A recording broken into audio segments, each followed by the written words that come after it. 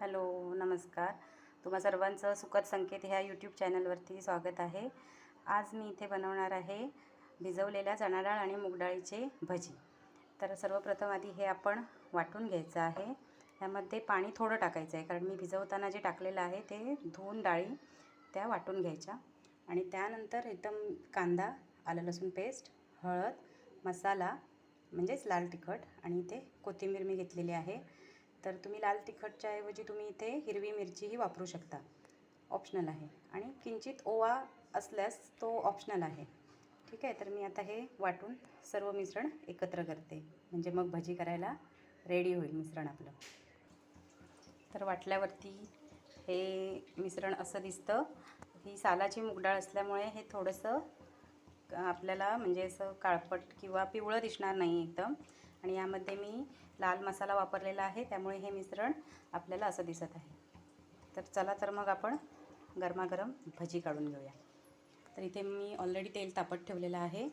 तर आता आपण मस्तपैकी भजी काढूया.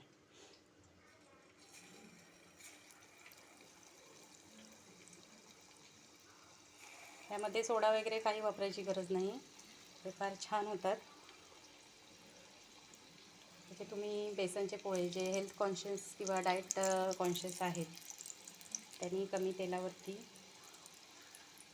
म्हणजे असे बारीक जसे आपण बेसनचे पोळे करतो तसे केले तरी चालू शकते.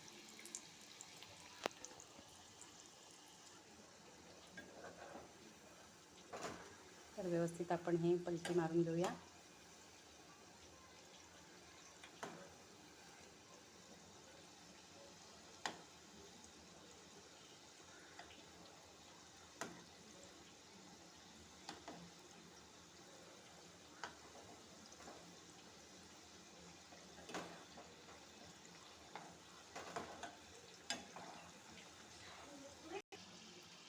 तर असे आपले भजी इथं फ्राय होऊन तयार आहेत.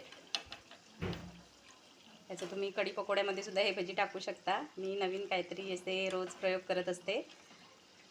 तर रेसिपी आवडल्यास माझ्या चॅनलला नक्की लाईक आणि शेअर करून सबस्क्राईब करा.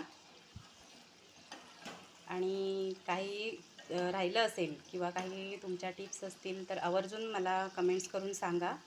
यामध्ये काही चुकलं वगैरे असेल तर पुढच्या वेळी व्हिडिओ बनवताना त्या मी सूचनांचा नक्की उपयोग करेन.